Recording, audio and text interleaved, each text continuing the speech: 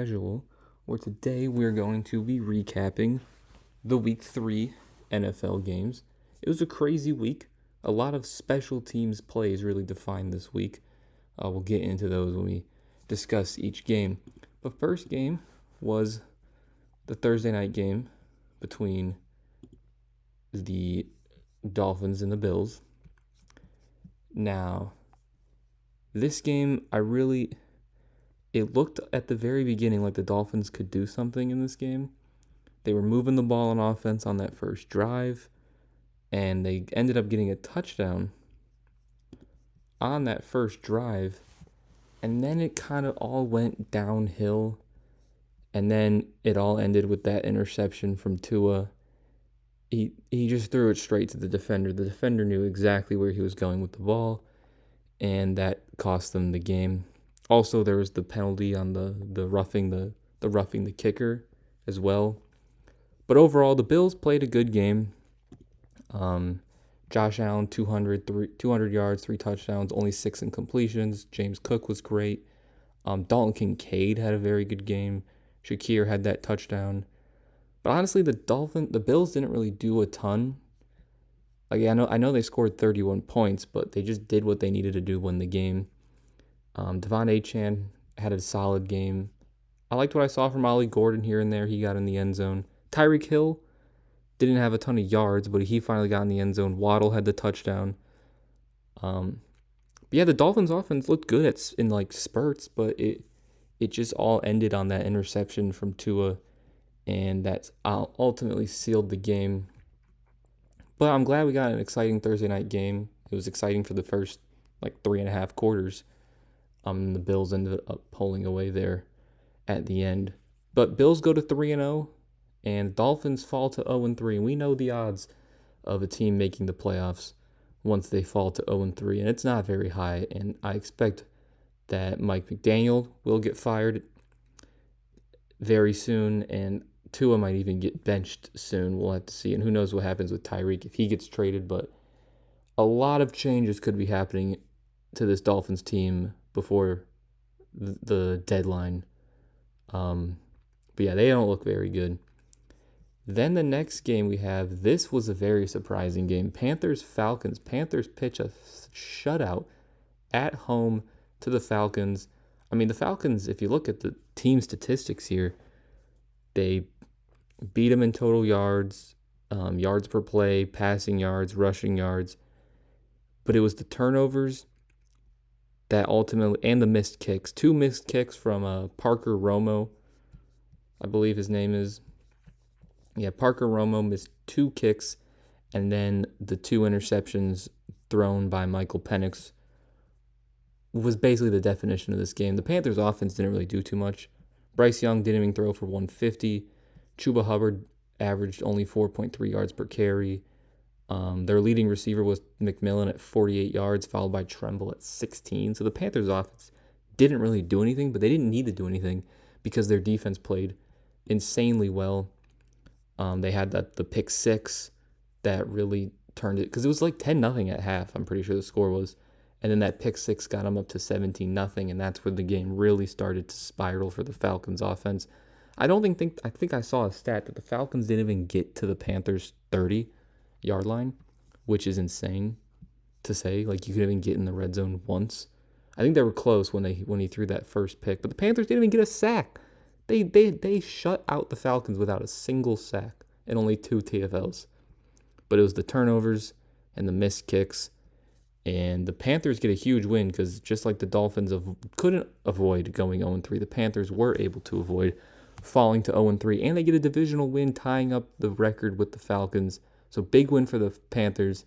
And we'll see what happens with Penix. They did bench him in that fourth quarter. They put Kirk Cousins in. Now, I don't think that's going to matter in terms of, I think Penix will start again next week. But it didn't look good for Penix in that Falcons offense.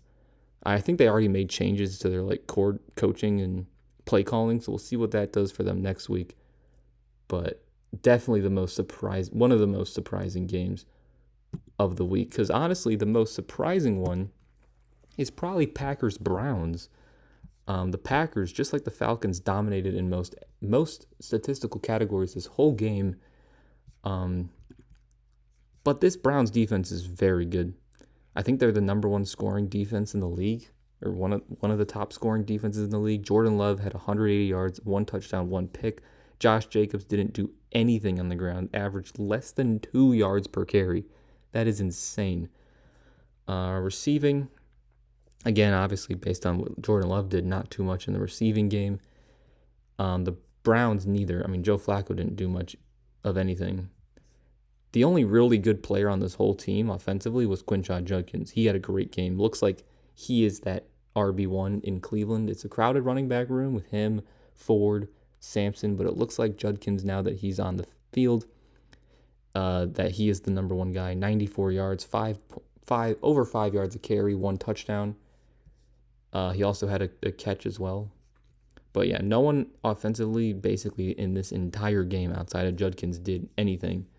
It was all defense. Myles Garrett was great for the Browns. He had half a sack. Malik Collins had 1.5 sacks. Schlesinger had a sack. They had 5 sacks total.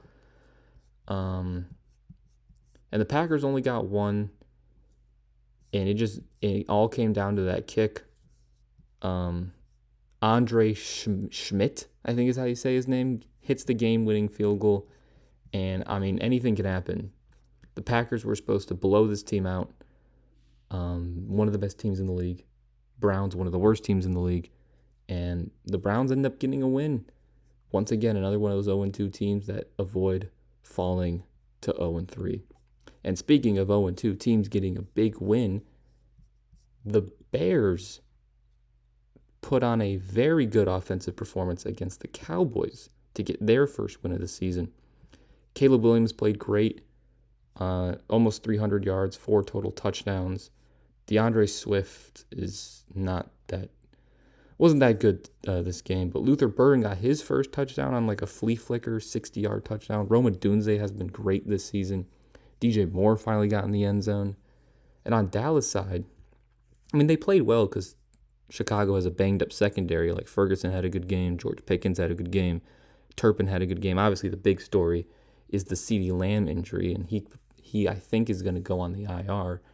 So that's interesting. But at least Pickens stepped up in this game when CeeDee Lamb went down. So maybe you can hold off while CeeDee's hurt.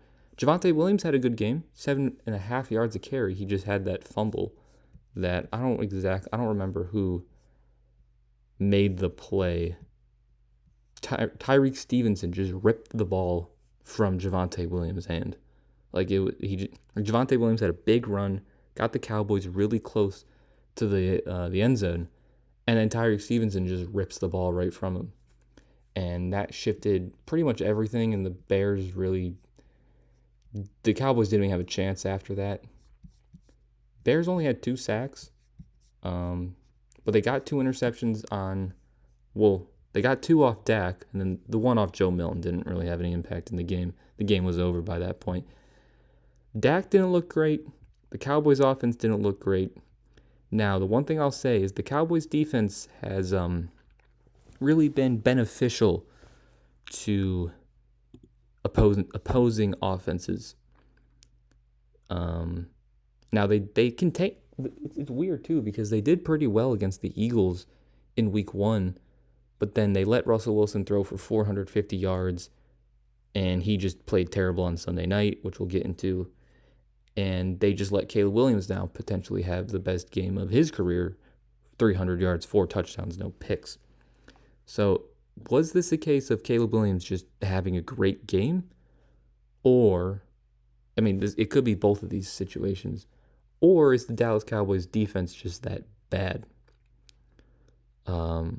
I think the Cowboys play Micah Parsons and the Packers on Sunday night. That should be a good game. Well, who knows? The Packers might win, but we'll see then. If Jordan Love has a great game, it might just be the Cowboys defense. But big win for the Bears. Caleb Williams played great regardless of how good the Cowboys defense is. You still love to see Caleb Williams playing good. And he looked so much better than he did Week 2. He didn't even play terrible Week 2. They just couldn't stop the Lions. Another Speaking of the special teams that we talked about before this video started, special teams played a big factor in this game. Bucks moved to 3-0, beating the Jets by 2. I mean, the Buccaneers had this game pretty handily. They were up 20-6 at halftime, and at the end of the third quarter, they were 23-6. And then Tyrod Taylor played a solid game towards the end, especially. Got the ball to Garrett Wilson a ton, 10 catches, 84 yards, and a touchdown. He was basically the only viable option in the receiving game for the Jets. But Tyrod Taylor played a good game, got them within 6 points. It was 20-26. And then the Bucks get the ball down the field. And then Will McDonald blocks the kick and takes it all the way to the end zone, takes it to the house, and gives the Jets their first lead of the game, 27-26. And then the Buccaneers just move the ball right back down, get Chase McLaughlin in field goal range.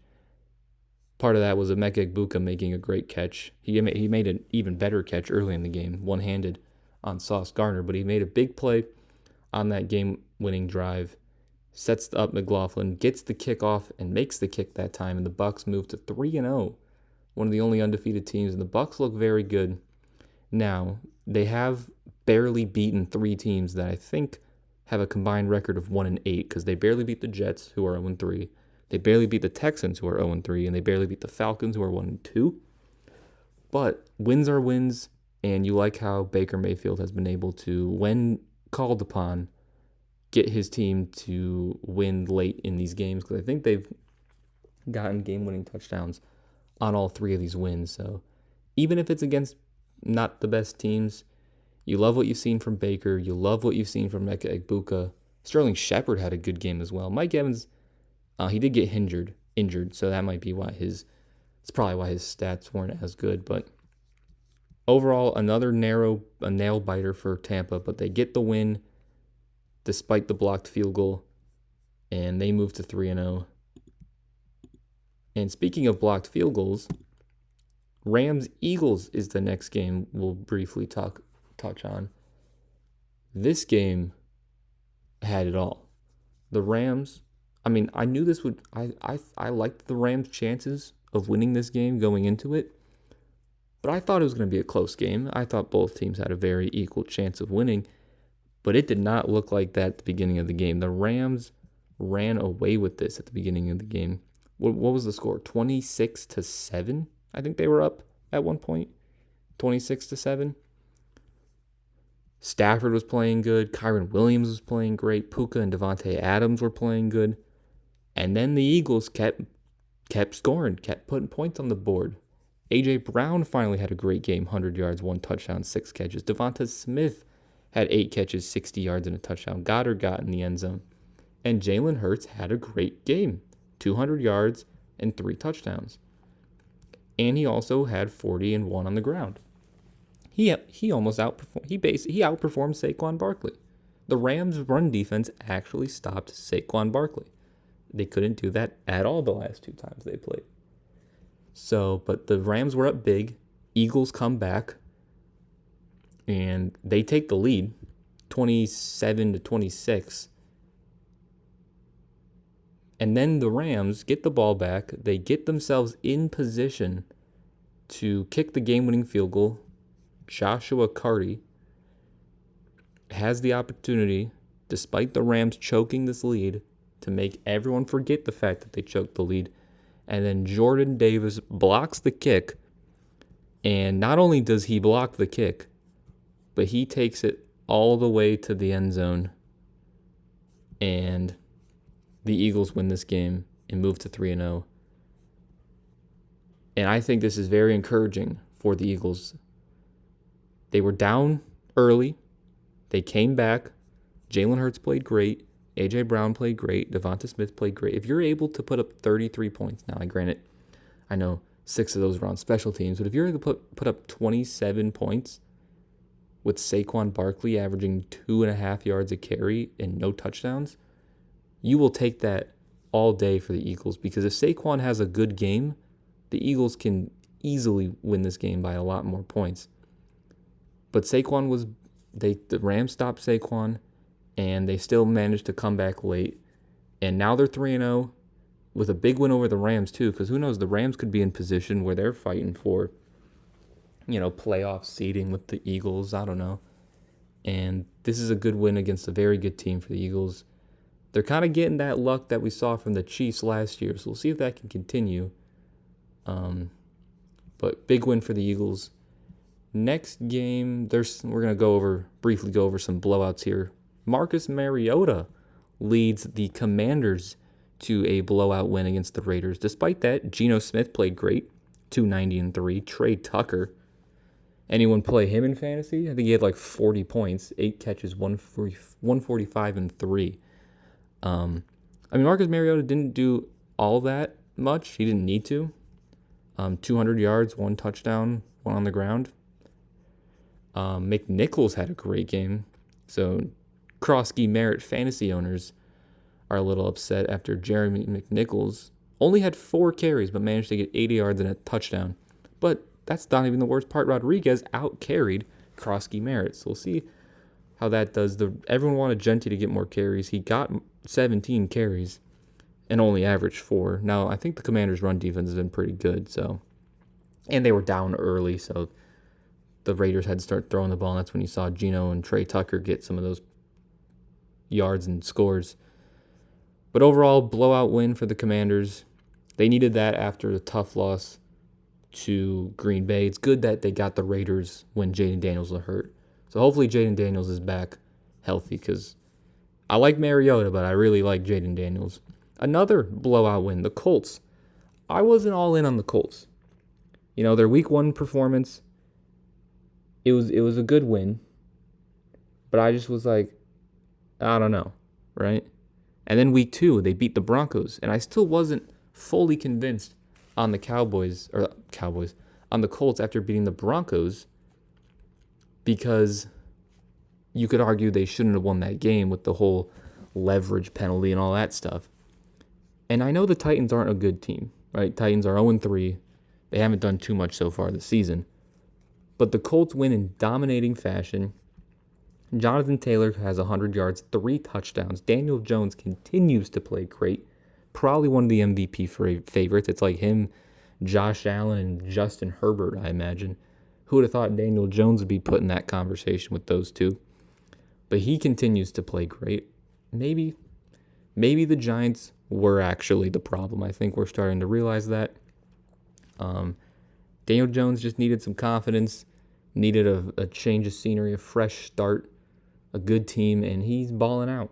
Similar, I think I said this, I didn't say it here or anything, but I was like, after week 1, when Daniel Jones balled out, I'm like, he could be this year's Sam Darnold, where he leaves his main team, bounces around, then signs with the Colts, just like Sam Darnold with the Vikings, signs with a good team, good coaching, and is one of the top MVP candidates early on in the season.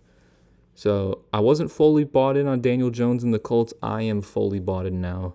I always liked Jonathan Taylor, so another great game for him. Michael Pittman had a great game. Alex Pierce had that deep catch as well. I don't think it was ruled like they took it away because he only had a 19-yard catch, but I'm pretty sure he caught a really deep pass. Again, the Titans just haven't looked good. Tony Pollard didn't have the best game. Cam Ward did throw that pick 6. Not the best interception, not the best pass out of there from Cam Ward, but he's just not in a good position in this team. Their team's not set up to win. So big win for the Colts. I think they play the Rams next week, so that'll be their first big test. Let me check. Yeah, they play the Rams next week. Colts, Rams, so that'll be the first. I guess the Broncos were a good team, but if the Colts can beat the Rams and go to 4-0, I will 100% be bought in. Bengals, Vikings, another blowout, backup quarterback battle. Carson Wentz versus Jake Browning. But the real story of this game was Isaiah Rodgers right here. 2 touchdowns, 1 interception, 2 forced fumbles, 1 fumble recovery, 3 tackles as well. He basically single-handedly won them this game because his 2 touchdowns would have outscored the Bengals 10 points. Jordan Mason had a great game, 100-plus yards, 2 touchdowns, almost 7.5 a carry. Carson Wentz honestly didn't do too much, but he didn't have to. He only threw 20 passes because the Vikings defense was that good. Ja'Marr Chase didn't have the best game, but the whole offense didn't have a good game. Chase Brown averaged 0.3 yards a carry. That's not good. Carson Wentz on his 2 runs averaged more than Chase Brown. He almost averaged negative yards a carry. So the Bengals got to get this whole offense figured out. They definitely missed Joe Burrow. Chris Jenkins had a good game, 1.5 sacks. You like that out of your rookie or second-year player? But yeah, this was just complete domination from the Vikings from the beginning. And was J.J. McCarthy the problem? I'm not ready to say that yet because Carson Wentz didn't need to do anything to win this game. If Carson Wentz actually has to do something to win the game and wins the game against a good team, then we can start having conversations about J.J. McCarthy. But I think J.J. McCarthy would have won that game as well with how the Vikings defense played. Steelers-Patriots, speaking of turnovers, this game had a lot of them. Aaron Rodgers threw a pick. Drake May threw a pick. And the Patriots had 4 fumbles. It was just, the Patriots had so many opportunities to win this game. I think one of their fumbles was Ramondre Stevenson fumbling at literally the 1-yard line. It so easily could have just been a touchdown. So that was unfortunate. I think that was one of the biggest plays of the game. And honestly, the Steelers didn't really play that well. I mean, Aaron Rodgers threw for less than 140 yards, 2 touchdowns, 1 interception. Jaylen Warren didn't have that good of a game. On the ground he didn't. Their leading receiver was Jaylen Warren at 34 yards. Hunter Henry had a great game. So any fantasy owners with Hunter Henry, 8 catches, 90 yards, and 2 touchdowns. But the Steelers didn't do too much on offense. The Patriots didn't do too much on offense, and the Steelers defense just played a little bit better than the Patriots. Got those 6 turnovers, and that was ultimately why they won this game. Another blowout was Seahawks-Saints. Now, Seahawks defense is very good. I mean, we knew that. I mean, they had a great game against the Niners week 1. So we were pretty sure that the Seahawks defense was good. And then they had another good game against Pittsburgh. And then, I mean, it's the Saints. So who knows what this means for the Seahawks. Torrey Horton had a great game. He had the punt return touchdown. He had the receiving touchdown. I really liked Torrey Horton, in college, coming in the draft. So I was really glad to see him have a good game. This NFC West is very close. We got the Niners at 3-0, although they just lost Nick Bosa, and then 3 2-1 teams here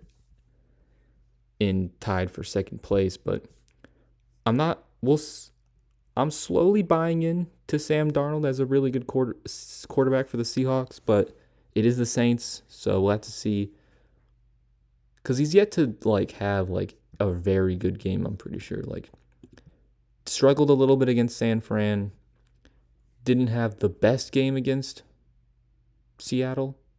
He just struggled to put up points against San Fran. He still had he got a lot of yards to JSN. That's basically all he threw to on that week 1 game. But good game for Sam Darnold. We'll see what he can do next week. Saints, not so great. Spencer Rattler continues to play okay in terms of stats. Had 200 yards, 1 touchdown, 1 pick. But yeah, the Saints are probably one of the worst teams, if not the worst team in the league, but another one of the worst teams in the league. Chiefs-Giants. Giants didn't look good at all, so there goes to my point of maybe the Cowboys' defense is just bad. Russell Wilson, terrible. I mean, Cam Skattebo was literally the only player on the Giants' offense who did literally anything. He was their leading rusher at 60 yards and a touchdown. He was their leading receiver at 6 catches, 60 yards. It's not like he just had 1 catch for 50 yards, and that's why he had the most catches. He had the most yards on the whole team. He had the most catches of anybody. Had the most yards, had the most carries, had the most rushing yards, had the only touchdown that the Giants scored. Russell Wilson, again, looked horrible. Pat Mahomes honestly didn't look that great either. He had that 1 deep ball that drew a penalty, but outside of that, Mahomes didn't look that great. The Chiefs haven't looked that great. He did have that deep ball touchdown to Thornton, which was nice. Those are pretty much his two notable plays that I can remember. But Chiefs defense, after a very bad performance against the Chargers, have put together two pretty good games here against the Eagles and the Giants. So maybe their defense is still good under Spags. But not much to talk about in this game. It wasn't a very interesting game. The Chiefs just that both teams didn't play good. The Chiefs just didn't play as bad as the Giants and were able to get the win. That's pretty much all to speak about with that game. Broncos Chargers. Broncos looked like they were going to win this game. Then Herbert makes that ridiculous play, gets out of the sack, throws the ridiculous touchdown to Keenan Allen, who's had a very good start to his season. But Herbert, another 300-yard game with a touchdown. Omarion Hampton finally got in the end zone. He had a really good game. I like to see that. But this was a huge win for the Chargers because they're now 3-0 with 3 division wins. They beat the Raiders, they beat the Chiefs, and they beat the Broncos. Not only that, but they already have a 2-game advantage over everyone else in the division. The Raiders, Broncos, and Chiefs are all at 1-2. So the Chargers continue to look great. Defense continues to play well, holding the Broncos to 20 points. Bo Nix didn't do too much again. I'm a little concerned about Bo Nix. Did have a good game week 2 against the Colts, who has proven to be a good team. But 2 of the 3 weeks, he hasn't looked that great. So we'll see what Bo Nix can. We'll see if these somewhat of struggles continue for Bo Nix. J.K. Dobbins had a great game against his former team. Najee Harris is out for the year, which is unfortunate. I liked what him and Amar I liked what we could have potentially seen out of him and Hampton as a duo, but he unfortunately is out for the year, so they might have to bring in someone else. But again, huge win for the Chargers. Last game on Sunday, Cardinals-Niners, and not the most exciting. We thought the Chiefs-Giants wasn't exciting. This game wasn't. The only thing exciting about this game is that it came down to the wire. Cardinals got a safety, took a 2-point lead, and then the Niners kicked the field goal. Eddie Pinheiro gets it in, and Mac Jones has actually played very good for the Niners, keeping the team alive while they let Brock Purdy come back. Now, what was really unfortunate about this game is not only did Nick Bosa get a season-ending injury, but so did James Conner. I wouldn't recommend watching the injury if you haven't seen it already. Kyler Murray, 22 completions, 35 attempts, and only 160 yards. Not great. Got outplayed by Mac Jones. So that's interesting. Trey Benson now RB1 in Arizona. So we'll see what he can do with more carries because Connor's still at 9 carries in this game. So now Benson might see like 15 carries, 13 carries a game. So we'll see what he can do. I like Trey Benson overall. So it's unfortunate that Connor had to go down, and especially in the way he did. But I'm excited to see what Benson can do with this opportunity. McCaffrey had another good game. Ricky Pearsall had a great game, had that great catch on a great throw for Mac Jones to set up that game-winning field goal. But he continues to play great as that receiver one with all the injuries they had because Juwan Johnson was out. Ayuk is still hurt. So I really liked what I have seen from Ricky Pearsall overall. McCaffrey, we know McCaffrey's good when healthy. He just got to stay healthy. So, he had the most receptions of anyone on the team. And 15 targets, Jesus, and 17 carries. But big win for the Niners, 3-0 in the they've already won 2 division games now, but now they're down. Kittle's still hurt, Purdy's still hurt, Ayuk's still hurt. Who knows if Juwan Johnson, how long he's hurt. Nick Bosa's out for the year. So they still have a ton of injuries, but they keep getting wins. So you can't really fault them for that. And the last game that just wrapped up as I'm recording this video is Lions-Ravens. Now, I thought this would be a good game. And if anything, I thought the Ravens would win if it wasn't a good game. But the Lions outplayed the Ravens in literally every aspect, it felt like. They were running the ball. They did anything they wanted to when they ran the ball. Montgomery we need to look at these average yards per carry. Montgomery averaged 12.6 yards a carry, 2 touchdowns. Jahmyr Gibbs wasn't the most efficient, but did get 2 on the ground as well as 32 yards in the air. Jared Goff, only 8 completions, 200 yards, 1 touchdown. A typical Jared Goff stat line, just a real efficient day. Didn't get a ton of yards, but didn't make a ton of mistakes. Amon-Ra had 7 for 77. Laporta made a ton of huge third down catches. And the defense, the Detroit Lions defense, Muhammad, 2.5 sacks. Barnes, 1 sack. Jack Campbell, 1 sack, including a TFL. Aiden Hutchinson had a sack and a forced fumble. Nowaski with a sack. 7 total sacks for the Lions defense. Lamar tried everything he could to win them this game. Speaking of no mistakes, Lamar didn't make any mistakes either. 21 for 27, 288 yards, and 3 touchdowns. Also ran 35 on the ground. But Derrick Henry, he had that touchdown, the first touchdown of the, or not the first touchdown of the game, but the Ravens' first touchdown of the game, where he broke the 28-yard touchdown run, and it was like, okay, Derrick Henry might be able to have another good game here.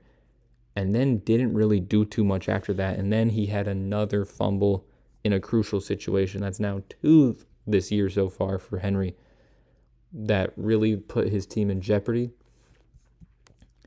But yeah, the Lions defense, I mean, I know the Lions defense is good, especially when healthy, but I didn't see this coming.